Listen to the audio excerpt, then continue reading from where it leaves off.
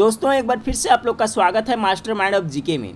आज practice set 2 देखेंगे friends. अभी प्रैक्टिस सेट में चला रहा हूं जो बिहार दरोगा का पीटी एग्जाम होने वाला है 2213 पदों के लिए, उसका दूसरा प्रैक्टिस सेट लेकर आया हूं फ्रेंड्स। इसके पहले एक प्रैक्टिस सेट अपलोड कर दिए हैं, अगर नहीं देखें तो प्लेलिस्ट में जाकर के उसे ज़रूर देखें।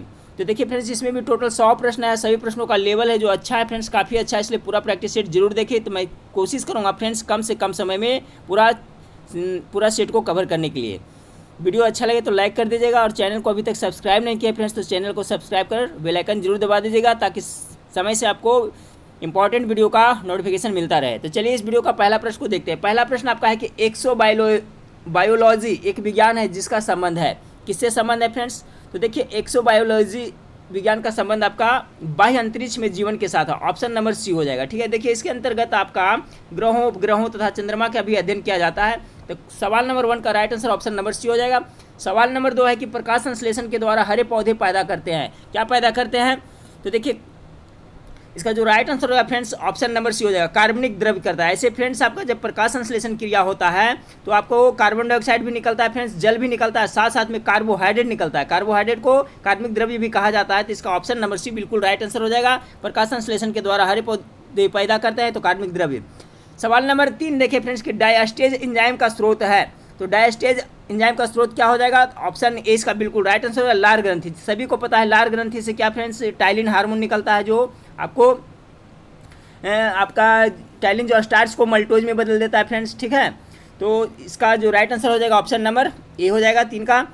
सवाल नंबर 4 देखिए कि लौह की कमी से कौन सा रोग होता है? देखिए इसमें ऑप्शन दिया है पोलियो, रिकेट्स, स्कर्वी और गाइटर।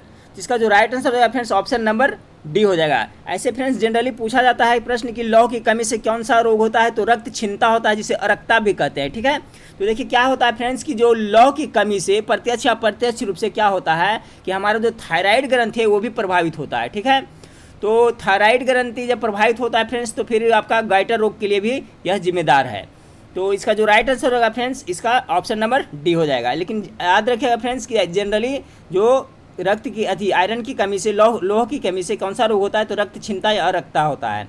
सवाल नंबर 5 को देखिए। सवाल नंबर 5 है निम्नलिखित में से वह अंग कौन सा है जिसमें पानी, वसा तथा विभिन्न अपचय अपशिष्ट उत्सर्जित होते हैं?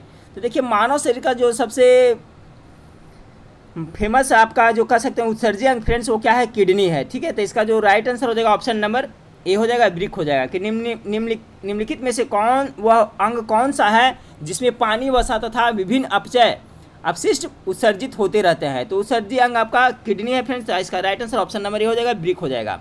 सवाल नंबर 6 को देखें कि ओडोंटोलॉजी विज्ञान की एक शाखा है, उसका संबंध किसके अध्ययन के साथ है? सिंपल सा प्रश्न फ्रेंड्स, मेरे ख्याल से जानते होंगे कि ओडोंटोलॉजी के अंतर्गत दांत का अध्ययन किया जाता है, दांतों का अध्ययन किया जाता है। तो सवाल नंबर 6 का right answer option number C हो जाएगा। सवाल नंबर 7 को देखें कि निम्न में से किसको हृदय का प्रारंभिक पेसमेकर कहा जाता है? देखिए काफ़ी महत्वपूर्ण सवाल है। तो प्रारंभिक पेसमेकर किसे कहा जाता है? तो इसका जो राइट आंसर होगा friends option number S A node हो जाएगा। ठीक है, S A node. S A node का फुल फॉर्म होता है फ्रेंड्स, एस से होता है सीनो और ए से होता है आर्ट्रियल नोड। ठीक है, सीनो आर्ट्रियल नोड। तो सवाल पूछा जा रहा है, महत्वपूर्ण सवाल है कि निम्न में से किसको हृदय का प्रारंभिक पेस मेकर कहा जाता है? तो एस नोड को प्रारंभिक मेकर कहा जाता है। सवाल नंबर 8 को देखें। सवाल नंबर 8 आपका कि निम्नलिखित में से कौन सा जैव सेल है? जैव सेल यानी जीव जंतुओं से निर्मित सेल कौन सा है फ्रेंड्स? तो इसका जो राइट आंसर हो जाएगा आपका ऑप्शन नंबर बी, कोयला। सभी लोग जानते हैं फ्रेंड्स कि कोयला एक जैव सेल है जो जानवरों के मलबे, पेड़ पौधे के मलबे जब जमीन में दब जाते हैं तो बहुत दिनों के बाद इसका निर्माण होता है। तो सवाल नंबर 8 का right answer option number B हो जाएगा कि निम्न में से कौन सा जैव सेल है? तो कोयला है जो जैव सेल है। सवाल नंबर 9 को देखें। सवाल नंबर 9 है कि पानी की लता में बनने वाली जड़ कौन सी होती है? बहुत ही इंपॉर्टेंट प्रश्न फ्रेंड्स, इस तरह का प्रश्न अभी पूछा जा रहा है।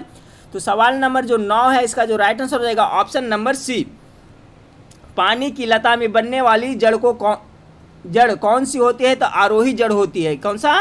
तो आरोही जड़, जिसको फ्रेंड्स आप अंग्रेजी में कह सकते हैं क्लाइंबिंग रूट्स। ठीक है, तो पानी की लता में जो बनने वाली जड़ होते हैं उसे क्लाइंबिंग रूट्स या आरोही जड़ कहा जाता है। तो ऑप्शन नंबर सी इसका बिल्कुल राइट आंसर हो जाएगा। सवाल नंबर 10 को देखें। सवाल नंबर 10 आपका है कि निम्न में कौन सा सांकेतिक संबंध लाइकेन निर्मित करता है?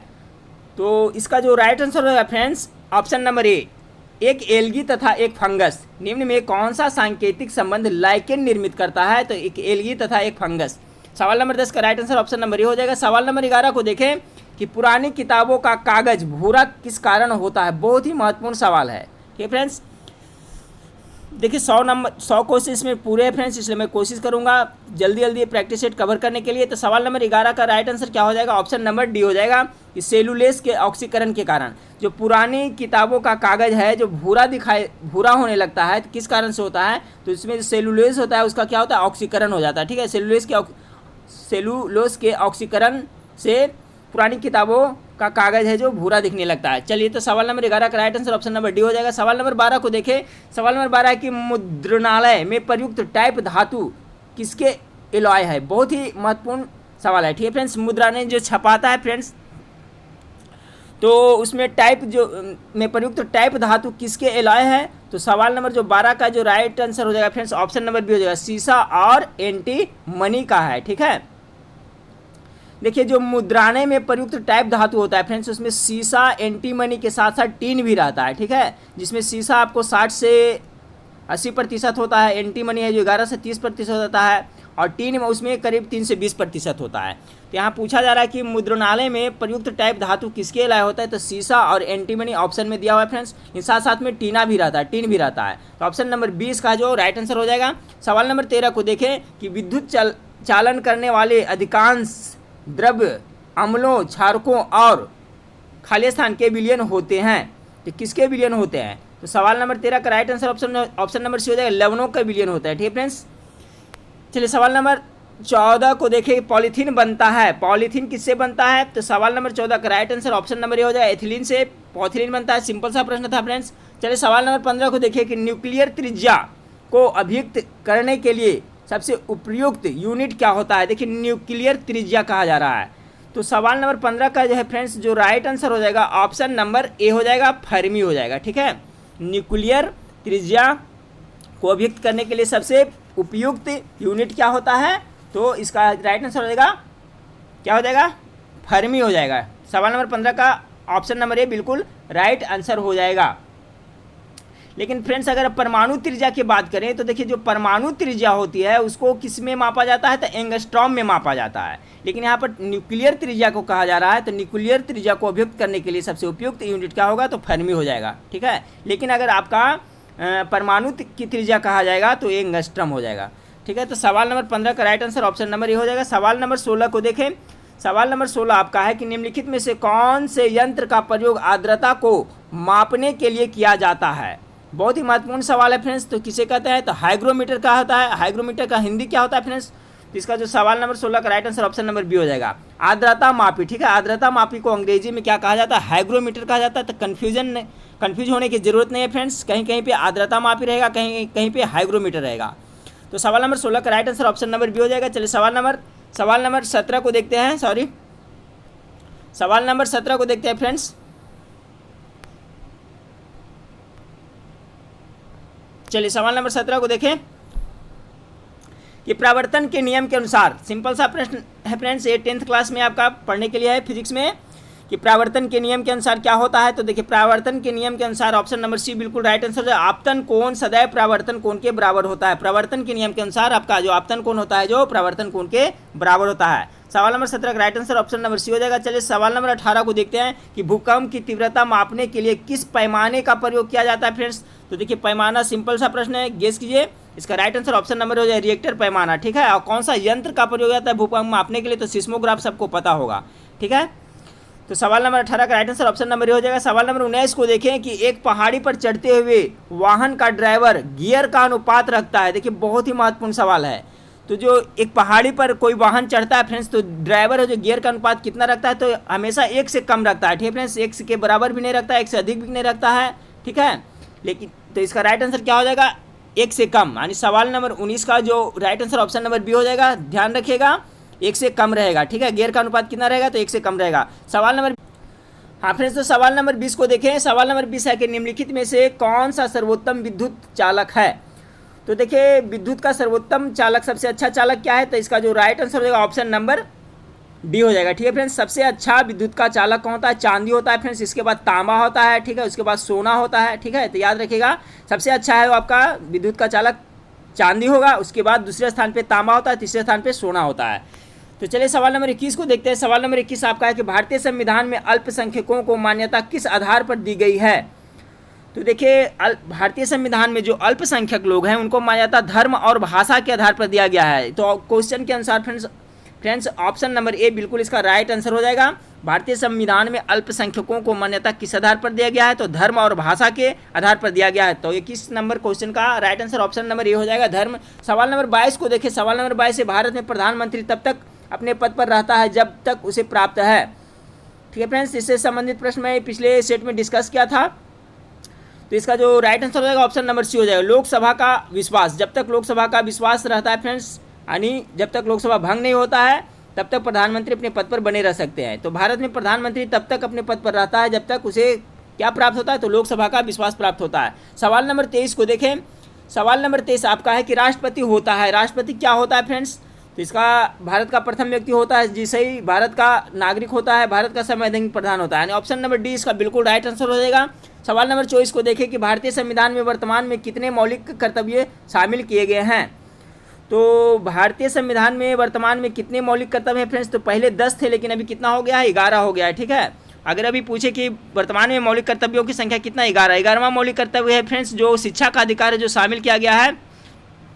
तो अभी कितना है? 11 है। तो ऑप्शन नंबर सी इसका राइट आंसर हो जाएगा। सवाल नंबर 25 को देखिए। नगर पालिका में महिलाओं के लिए कितनी सीटें आरक्षित होती है? बहुत ही महत्वपूर्ण सवाल है फ्रेंड्स, गेस करिए इसका राइट आंसर क्या होगा? तो इसका ऑप्शन नंबर सी बिल्कुल राइट आंसर हो जाएगा कि नगर पालिकाओं में महिलाओं के लिए कितने सीटें आरक्षित होती है? तो 1/3 आरक्षित होती है। ऑप्शन नंबर सी इसका बिल्कुल राइट आंसर हो जाएगा। सवाल नंबर 26 को देखिए। भारत की संसद द्वारा दल बदल विरोधी कानून किस वर्ष में पारित किया गया है? ठीक है फ्रेंड्स, इससे संबंधित 2 प्रश्न पूछा जाता है। दल बदल विरोधी है जो किस अनुसूची में रखा गया है कानून को फ्रेंड्स? तो 10वीं अनुसूची में। ट्रिक से याद रखिए 10 से दल बदल, 10 से 10वीं अनुसूची। अगर पूछा जाता है कि 10वीं दल बदल है जो किस अनुसूची में रखा गया है? तो 10वीं अनुसूची में रखा गया है। ठीक है, तो प्रश्न पूछा जा रहा है भारत की संसद द्वारा दल बदल विरोधी कानून किस वर्ष में पारित किया गया था? तो इसका जो राइट आंसर हो जाएगा फ्रेंड्स 26 नंबर क्वेश्चन का ऑप्शन नंबर बी कितना हो जाएगा? 85 में। और ये कौन सा संविधान संशोधन के द्वारा किया गया था फ्रेंड्स? तो 52वां संविधान संशोधन कब हुआ था? तो 1985 में, याद रखिएगा। चलिए सवाल नंबर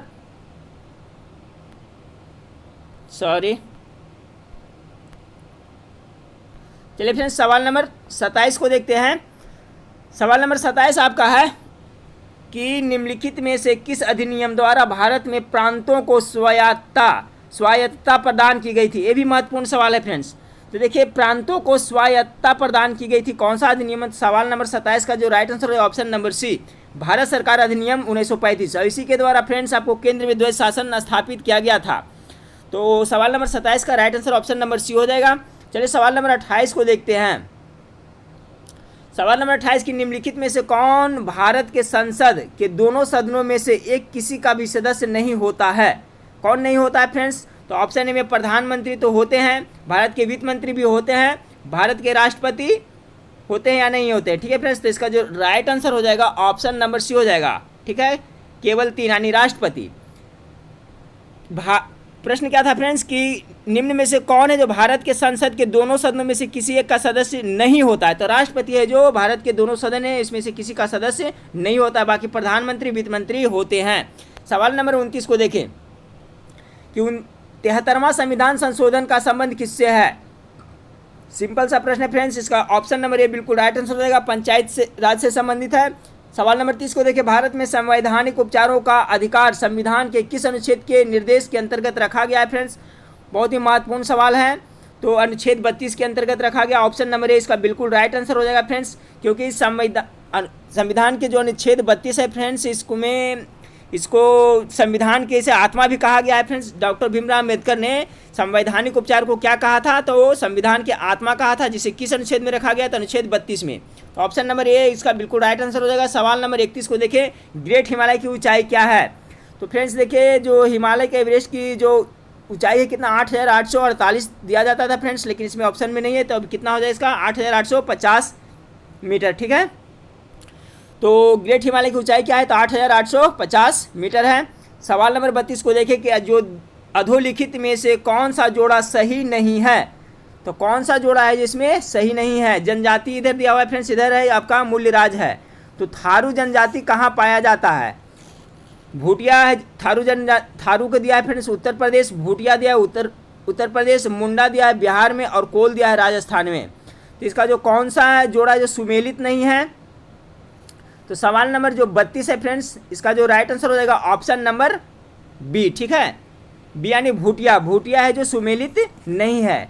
इसमें दिया हुआ है फ्रेंड्स आपका क्या दिया हुआ है उत्तर प्रदेश में। ठीक है, लेकिन आपका जो भूटिया जनजाति है जो कहाँ पाया जाता है फ्रेंड्स? तो ये सिक्किम में पाया जाता है। याद रखिएगा, भूटिया जनजाति है जो कहाँ पाया जाता है? सिक्किम एवं पश्चिम बंगाल में पाया जाता है, या इसमें दिया हुआ है उत्तर प्रदेश, तो ये बिल्कुल गलत है। सवाल नंबर 32 का जो राइट आंसर हो जाएगा ऑप्शन नंबर बी।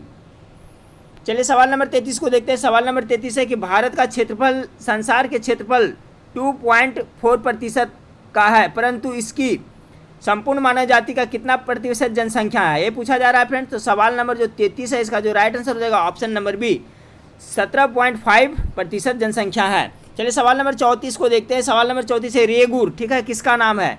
रेगुर मिट्टी किसे कहा जाता है फ्रेंड्स? तो सवाल नंबर 34 का जो right answer option number C हो जाएगा, काली मिट्टी को रेगुर मिट्टी कहा जाता है। सवाल नंबर 35 को देखें कि पौधे को सबसे अधिक पानी किस मिट्टी में मिलता है? तो सबसे अधिक पानी किस मिट्टी में मिलता है फ्रेंड्स? तो इसका जो बिल्कुल राइट आंसर हो जाएगा ऑप्शन नंबर ए हो जाएगा। चिकनी मिट्टी में जल संधारण की क्षमता अधिक होती है। ठीक है, तो right answer option number A हो जाएगा। सवाल नंबर 36 को देखिए, भारत में कुल कितने राष्ट्रीय राजमार्ग है? कितने राष्ट्रीय राजमार्ग है और उनकी कुल लंबाई तकरीबन कितनी है? तो सवाल नंबर 36 का जो राइट आंसर हो जाएगा फ्रेंड्स ऑप्शन नंबर डी हो जाएगा। 64 है टोटल है, और इसकी लंबाई कितना है? तो इकाई, दहाई, सैकड़ा, हज़ार, 10, 40,000 किलोमीटर है। ठीक है, तो सवाल नंबर 36 का ये ऑप्शन नंबर डी बिल्कुल राइट आंसर हो जाएगा। सवाल नंबर 37, देखिए फ्रेंड्स वीडियो बनाने में काफ़ी मेहनत लगता है, आप लोग वीडियो लाइक जरूर कर दीजिएगा दोस्तों में, शेयर जरूर करिएगा। सवाल नंबर 37 को देखें कि निम्नलिखित राष्ट्रमार्गों में से किसकी सबसे अधिक लंबाई है? तो ऑप्शन के अनुसार फ्रेंड्स जो इसका राइट आंसर हो जाएगा ऑप्शन नंबर सी हो जाएगा, कोलकाता हाजिरा का। बाकी तीन में से इसका सबसे अधिक है। तो निम्नलिखित राष्ट्रमार्गों में किसकी सबसे अधिक लंबाई है? तो कोलकाता हाजिरा का है। चलिए सवाल नंबर 38 को देखें। सवाल नंबर 38 है कि निम्नलिखित में से कौन सा शहर किसी देश की राजधानी नहीं है? महत्वपूर्ण सवाल है फ्रेंड्स। तो देखिए आपका गेस करें इसका राइट आंसर क्या होगा। सवाल नंबर 38 का गेस करें। तो देखिए आपका कैनबरा तो आपको पता है फ्रेंड्स ऑस्ट्रेलिया का क्या एक राजधानी है। ऑस्ट्रेलिया का राजधानी कहाँ है? तो कैनबरा है। उसी तरह से आपका न्यूजीलैंड की राजधानी कहाँ है? वेलिंगटन है। उसी तरह से सऊदी अरब की राजधानी क्या है? तो रियाद है। कहने का मतलब ऑप्शन नंबर 20 का है जो बिल्कुल राइट आंसर हो जाएगा। ठीक है, सिडनी किसी देश की राजधानी नहीं है, बल्कि ऑस्ट्रेलिया का एक बंदरगाह का नाम है। ठीक है फ्रेंड्स, याद रखें, जो सिडनी है जो ऑस्ट्रेलिया के एक बंदरगाह का नाम है, कैनबरा आपका ऑस्ट्रेलिया का राजधानी है, वेलिंगटन आपका न्यूजीलैंड की राजधानी है, और रियाद है जो सऊदी अरब का है। तो सिडनी है जो किसी की राजधानी नहीं है। तो सवाल नंबर जो 38 है इसका जो राइट आंसर हो जाएगा ऑप्शन नंबर बी। चलिए सवाल नंबर 39 को देखें कि पृथ्वी की सतह का वह भाग जो पानी से ढका हुआ है फ्रेंड्स, तो सभी को पता है। सवाल नंबर 39 का आंसर क्या होगा? ऑप्शन नंबर सी, 2/3 है। सवाल नंबर 40 को देखें कि ऊर्जा के वाणिज्य स्रोत में विशुद्धता शामिल होते हैं। बहुत ही महत्वपूर्ण सवाल है फ्रेंड्स कि ऊर्जा के वाणिज्य स्रोत में विशुद्धता शामिल होते हैं। तो सवाल नंबर 40 का जो राइट आंसर हो जाएगा ऑप्शन नंबर ए हो जाएगा। शक्ति, कोयला, तेल, गैस, जल विद्युत और यूरेनियम, ये सभी है जो ऊर्जा के वाणिज्यिक स्रोतों में विशुद्धता शामिल होते हैं। ठीक है, बाकी देखिए फ्रेंड्स ये सब में जो शक्ति, कोयला, प्राणीमल, ये सब दिया हुआ है फ्रेंड्स। ठीक है, तो उपयुक्त जो राइट आंसर जो ऑप्शन नंबर ए हो जाएगा। चलिए सवाल नंबर 41 को देखें कि टेरा रेसा का प्रारूपिक विकास उस भूभाग में होता है जिसमें, तो टेरा रेसा का कहाँ होता है फ्रेंड्स? तो 41 का जो राइट आंसर हो जाएगा ऑप्शन नंबर ए, चूना पत्थर पर होता है। ठीक है, टेरा रेसा का। चलिए सवाल नंबर 42 को देखिए, सदाबहार वर्षावन पाए जाते हैं, तो कहाँ पाए जाते हैं? तो सदाबहार वर्षावन कहाँ पाए जाते हैं? तो ऑप्शन नंबर 20 का बिल्कुल राइट आंसर होगा, ब्राज़ील में पाए जाते हैं। सवाल नंबर 43 को देखिए। सवाल नंबर 43 है कि भारत में राष्ट्रीय आय की जनगणना निम्न में से किसके द्वारा की जाती है? बहुत ही इंपॉर्टेंट सवाल है, बहुत बार एग्जाम में रिपीट हुआ है फ्रेंड्स, गेस करें।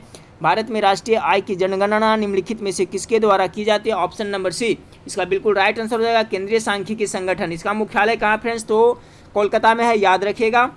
तो सवाल नंबर 43 का जो right answer option number C हो जाएगा। सवाल नंबर 44 को देखिए, हिंदू वृद्धि दर किस वृद्धि दर से संबंधित है? तो हिंदू वृद्धि दर किस वृद्धि दर से संबंधित है? बहुत ही इंपॉर्टेंट सवाल है। सवाल नंबर 24 का जो राइट आंसर होगा ऑप्शन नंबर बी हो जाएगा, राष्ट्रीय आय से संबंधित है। याद रखिएगा फ्रेंड्स, हिंदू वृद्धि दर राष्ट्रीय आय से संबंधित है। सवाल नंबर 45 को देखें कि आर्थिक विकास सामान्यतया युग्मित होता है। तो जो आर्थिक विकास है जो सामान्यतः युग्मित होता है, किससे होता है फ्रेंड्स? तो सवाल नंबर 45 का जो राइट आंसर हो जाएगा स्फीति के साथ होता है। ठीक है, जो मुद्रास्फीति होता है उसी के साथ होता है। चलिए सवाल नंबर 46 को देखें। 1991 में नई आर्थिक नीति में अपनाई गई मुख्य रणनीति थी। कह रहा है कि 1991 ईस्वी में नई आर्थिक नीति में अपनाई गई मुख्य रणनीति क्या थी? तो सवाल नंबर 46 का जो राइट आंसर हो जाएगा फ्रेंड्स ऑप्शन नंबर डी हो जाएगा। ठीक है, यानी उदारीकरण, निजीकरण और वैश्वीकरण सभी थी। 1991 में नई आर्थिक नीति जो अपनाई गई थी तो उसका मुख्य रणनीति उदारीकरण, निजीकरण और वैश्वीकरण था। ठीक है, तो ऑप्शन नंबर डी इसका बिल्कुल राइट आंसर हो जाएगा। सवाल नंबर 47 को देखिए, फसल कर्ज के लिए बैंक को अदा किया गया ब्याज है। बहुत ही इंपॉर्टेंट सवाल है फ्रेंड्स, इस स्टेप का आपको प्रश्न पूछा जाता है आजकल एग्जाम में। सवाल नंबर 47 का राइट आंसर हो जाएगा ऑप्शन नंबर सी, उपदान अदायगी। फसल कर्ज के लिए जो किसान लोग लेते हैं, फसल के लिए कर्ज लेते हैं और बैंक को जो जब चुकाते हैं तो उसे क्या कहा जाता है? तो उपदान अदायगी कहा जाता है। ऑप्शन नंबर सी इसका बिल्कुल राइट आंसर हो जाएगा। सवाल नंबर 48 को देखें कि भारतीय अर्थव्यवस्था के उदारीकरण का अग्रदूत किसे कहा जाता है? बहुत ही इंपॉर्टेंट सवाल है, मेरे ख्याल से सबको पता होगा फ्रेंड्स। डॉक्टर मनमोहन सिंह को भारतीय अर्थव्यवस्था के उदारीकरण का अग्रदूत कहा जाता है। अग्रदूत यानी पायनियर कहा जाता है। सवाल नंबर 49 को देखिए कि वित्त आयोग का गठन कौन करता है? तो वित्त आयोग का गठन कौन करता है फ्रेंड्स? सभी जानते होंगे मेरे ख्याल से, गेस करें। इसका राइट आंसर रहेगा ऑप्शन नंबर ए, राष्ट्रपति करता है। चलिए सवाल नंबर 50 को देखें कि गिफन यानी कि निम्न स्तरीय तथा घटिया माल पर विचार करते समय हमें यह ज्ञात होता है कि क्या ज्ञात होता है फ्रेंड्स? तो सवाल नंबर 50 का जो राइट आंसर हो जाएगा ऑप्शन नंबर बी हो जाएगा कि गिफन माल घटिया भी अवश्य होगा। ठीक है, इस टाइप का देखिए सवाल सेट में दिया हुआ है फ्रेंड्स। गिफन तथा घटिया माल पर विचार करते समय हमें यह ज्ञात होता है कि गिफन माल घटिया भी अवश्य होगा। सवाल नंबर 51 को देखें कि बिना बीमा योग्य अथवा अनिश्चितता जोखिम है, क्या है? इसका जो राइट आंसर रहेगा ऑप्शन नंबर डी हो जाएगा। ठीक है, 51 का डी हो जाएगा कि प्रचलन यानी फैशन में परिवर्तन। बिना बीमा योग्य अथवा अनिश्चितता जोखिम क्या है? तो आपका ऑप्शन नंबर डी आग हो जाएगा फ्रेंड्स। बाढ़ भी हो जाता है, उस वस्तु की कीमत में परिवर्तन ये भी होता है, लेकिन आपका जो प्रचलन फैशन में परिवर्तन है ये नहीं होता। बिना बीमा योग्य अथवा अनिश्चितता जोखिम है। ऑप्शन नंबर डी इसका बिल्कुल राइट आंसर हो जाएगा। सवाल नंबर 52 को देखें कि निम्नलिखित में से क्या उपभोक्ता अर्ध टिकाऊ वस्तुएं हैं? तो उपभोक्ता अर्ध टिकाऊ वस्तुएं कौन होगा फ्रेंड्स? तो कार, टेलीविजन सेट नहीं, दूध और दुग्ध उत्पाद, खाद्यान्न और अन्य खाद्य उत्पाद। इसका जो ऑप्शन नंबर सी है जो बिल्कुल राइट आंसर होगा फ्रेंड्स कि निम्नलिखित में से क्या उपभोक्ता अर्ध टिकाऊ वस्तुएं हैं? तो खाद्यान्न और अन्य खाद्यान्न है जो उपभोक्ता अर्ध टिकाऊ वस्तुएं हैं। Option number C right answer हो जाएगा। सवाल नंबर 53 को देखिए, भारतीय उपमहाद्वीपों में कृषि के प्राचीनतम साक्ष्य प्राप्त हुए थे। तो देखिए कृषि का जो प्राचीनतम साक्ष्य कहाँ से हुए थे फ्रेंड्स? सिंधु घाटी सभ्यता में, तो आपका मेहरगढ़ से हुआ था। ऑप्शन नंबर सी है जो इसका बिल्कुल राइट आंसर हो जाएगा। बहुत ही महत्वपूर्ण सवाल है, याद रखिएगा। कृषि साक्ष्य कहाँ से हुआ था? तो मेहरगढ़ से। चलिए सवाल नंबर 54 को देखें, निम्नलिखित में से किसको चालकोलिथिक युग भी कहा जाता है? बहुत ही महत्वपूर्ण सवाल है फ्रेंड्स कि निम्न से किसको है जो चालकोलिथिक युग भी कहा जाता है? तो सवाल नंबर जो 54 इसका राइट आंसर हो जाएगा ऑप्शन नंबर सी, ताम्रपाषाण युग को चालकोलिथिक युग भी कहा जाता है। सवाल नंबर 55 को देखिए कि मौर्य काल में भूमि कर जो कि राज्य की आय का मुख्य स्रोत था, किस अधिकारी द्वारा एकत्रित किया जाता था? तो देखिए फ्रेंड्स, जो मौर्य काल में थे, जो भूमि के जो मालिक होते उसका अध्यक्ष होते थे, उसे क्या कहते हैं? शीताध्यक्ष कहते थे। तो इसका जो कर भी कौन वसूलता था फ्रेंड्स?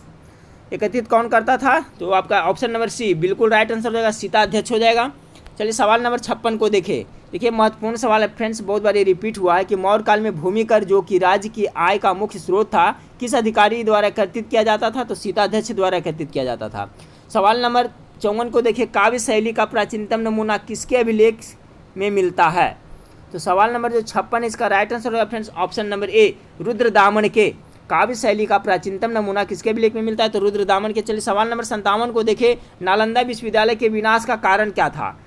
तो देखिए फ्रेंड्स इसका विनाश किसने किया था? तो आपको सब पता है, बख्तियार खिलजी किया था, जो मुस्लिम से उसके अंदर जो तुर्क मुस्लिम लोग थे उन्होंने नालंदा विश्वविद्यालय को विनाश किया था। ऑप्शन नंबर ए हो जाएगा, बिल्कुल राइट आंसर हो जाएगा। सवाल नंबर है जो 58 को देखें कि गुलाम वंश का प्रथम शासक कौन था? तो 58 का जो राइट आंसर होगा फ्रेंड्स ऑप्शन नंबर ए हो जाएगा, कुतुबुद्दीन ऐबक है जो गुलाम वंश का प्रथम शासक था। कुतुबुद्दीन ऐबक की राजधानी थी, कहाँ थी फ्रेंड्स, गेस करें। तो 59 का जो right answer option number A हो जाएगा, कुतुबुद्दीन ऐबक ने अपनी राजधानी कहाँ बनाई थी? तो लाहौर में बनाई थी। सवाल नंबर 60 को देखें, निम्नलिखित में से किसने दिल्ली को सल्तनत की राजधानी के रूप में स्थापित किया था? बहुत ही महत्वपूर्ण सवाल है, गेस करें। निम्नलिखित में से किसने दिल्ली को सल्तनत की राजधानी के रूप में स्थापित किया था? ऑप्शन नंबर 20 का बिल्कुल राइट आंसर हो जाएगा, इल्तुतमिश। सवाल नंबर 61 को देखें, जैन साधु जो अकबर के दरबार में कुछ वर्ष रहा और जिसे जद गुरु की उपाधि से सम्मानित किया गया वह था? महत्वपूर्ण सवाल है फ्रेंड्स। तो कौन सा जैन साधु थे जो अकबर के दरबार में रहे थे और उन्हें जगत गुरु की उपाधि से सम्मानित किया गया था? सवाल नंबर 61 का right answer option number B हो जाएगा, हरिविजय सूरी को। चलिए सवाल नंबर 62 को देखिए, ईस्ट इंडिया कंपनी ने जहांगीर के दरबार में पहले निम्न में से किसे भेजा था? तो जो ईस्ट इंडिया कंपनी थी तो जहांगीर के दरबार में किसे भेजा था फ्रेंड्स? मेरे ख्याल से इसका जवाब सबको पता होना चाहिए, 62 का सी हॉकिंस को भेजा था। सवाल नंबर 63 को देखिए, टीपू सुल्तान ने अपनी राजधानी कहाँ बनाई थी? तो ऑप्शन नंबर ए इसका बिल्कुल राइट आंसर होगा, श्रीरंगपट्टनम में अपनी राजधानी बनाई थी टीपू सुल्तान ने। सवाल नंबर 64 को देखिए, कानपुर षड्यंत्र मुकदमा किस आंदोलन के नेताओं के विरुद्ध था? तो कम्युनिस्ट के विरुद्ध था फ्रेंड्स, ऑप्शन नंबर सी यानी साम्यवादी आंदोलन के विरुद्ध था। सवाल नंबर 64 का ऑप्शन नंबर सी बिल्कुल राइट आंसर हो जाएगा, कम्युनिस्टों के विरुद्ध था फ्रेंड्स, साम्यवादी आंदोलन के। चलिए सवाल नंबर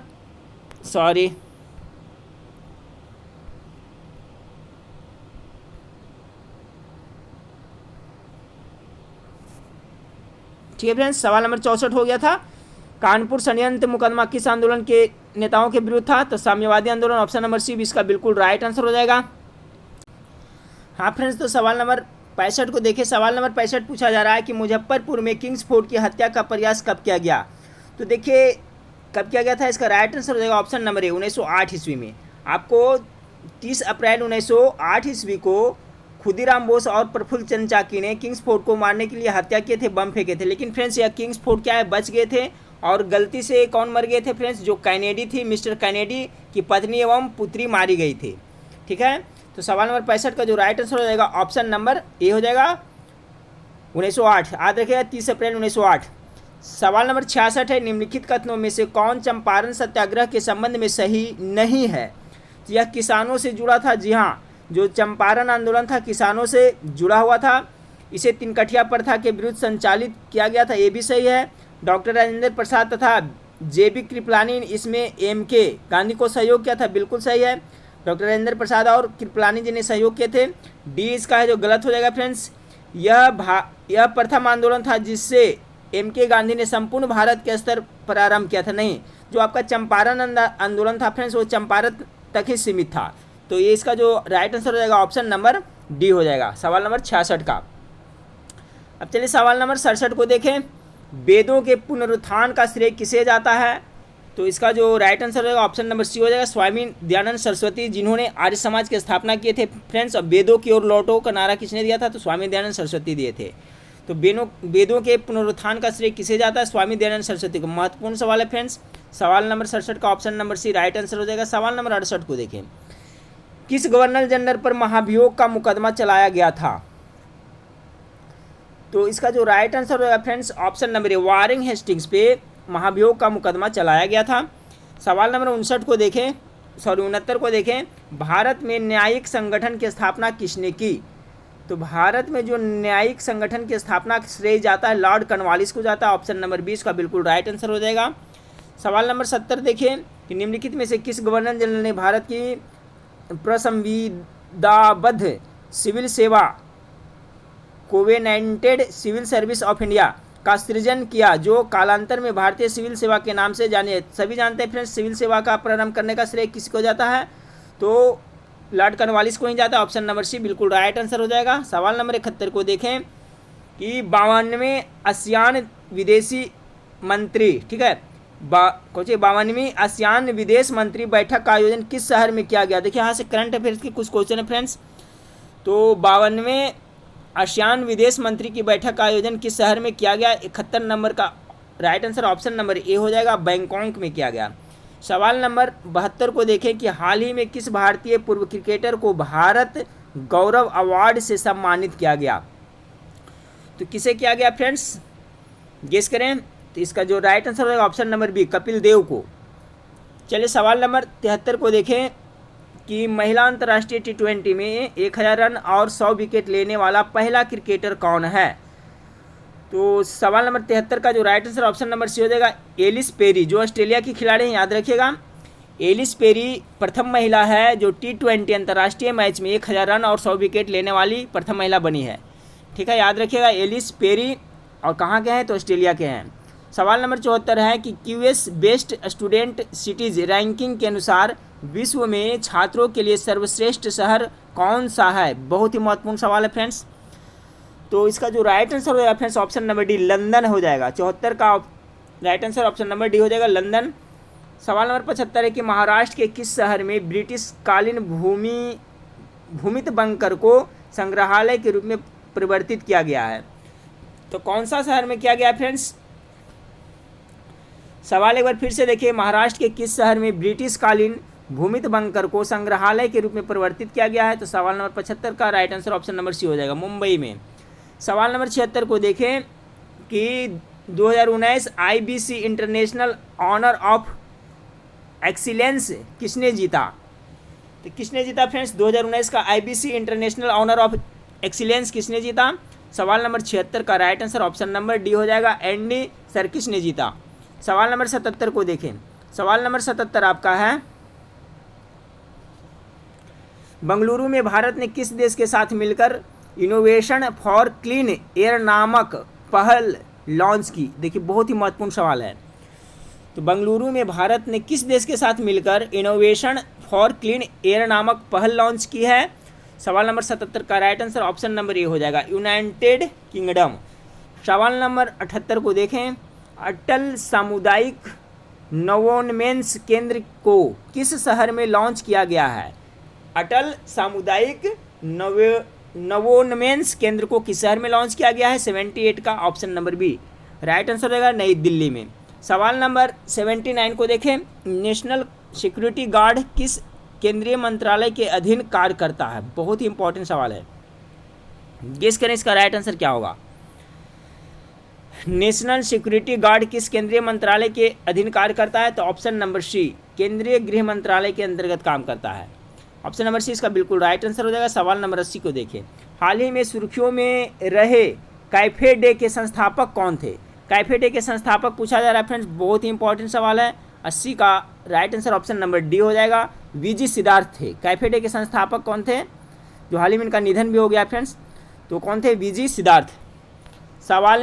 सवाल नंबर 81 देखिए कि हाल ही में किस भारतीय को रैमन मैग्सेसे पुरस्कार के लिए चुना गया है? तो किसे चुना गया है फ्रेंड्स?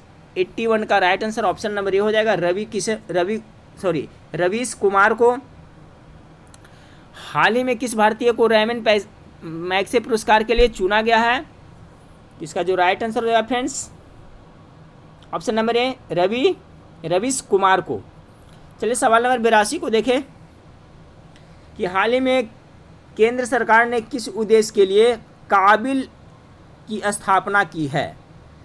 ये देखिए बहुत ही इंपॉर्टेंट सवाल है। सवाल नंबर 82 का right answer option number B हो जाएगा। जो काबिल की स्थापना की गई है केंद्र सरकार के द्वारा, किसके लिए? तो सामरिक खनिज की आपूर्ति सुनिश्चित करने के लिए काबिल की स्थापना की गई है। सवाल नंबर 83 को देखें, हाल ही में one nation one ration card योजना को किन राज्यों में पायलट बेसिस पर लॉन्च किया गया है? बहुत ही इंपॉर्टेंट सवाल है फ्रेंड्स, कौन कौन से राज्यों में किया गया है? One nation one ration card योजना को किन राज्यों में पायलट बेसिस पर लॉन्च किया गया है?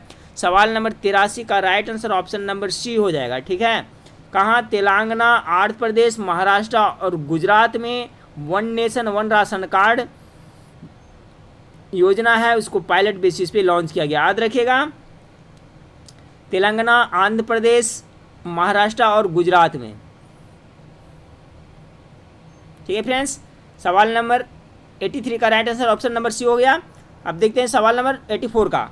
किस राज्य सरकार ने सेवा ग्रीन स्टे क्लीन नामक अभियान लॉन्च किया? देखिए बहुत ही इंपॉर्टेंट सवाल है फ्रेंड्स, करंट अफेयर्स का सबसे जरूर याद रखें, इस टाइप का जरूर पूछा जाएगा। तो सेव ग्रीन स्टे क्लीन नामक अभियान लॉन्च किया किस राज्य के द्वारा लॉन्च किया गया है? 84 का right answer option number D हो जाएगा, पश्चिम बंगाल। सवाल नंबर 85 को देखें। किस राज्य या केंद्र शासित प्रदेश ने हाल ही में घरेलू कनेक्शन पर यूनिट 200 यूनिट निःशुल्क बिजली की घोषणा की है? तो अरविंद केजरीवाल ने किया है फ्रेंड्स, ऑप्शन नंबर ए हो जाएगा, यानी दिल्ली से में 85 का ए हो जाएगा। चलिए 86 को देखते हैं। सवाल नंबर 86 है कि ऐश्वर्य प्रताप सिंह तोमर किस खेल के साथ जुड़े हुए हैं?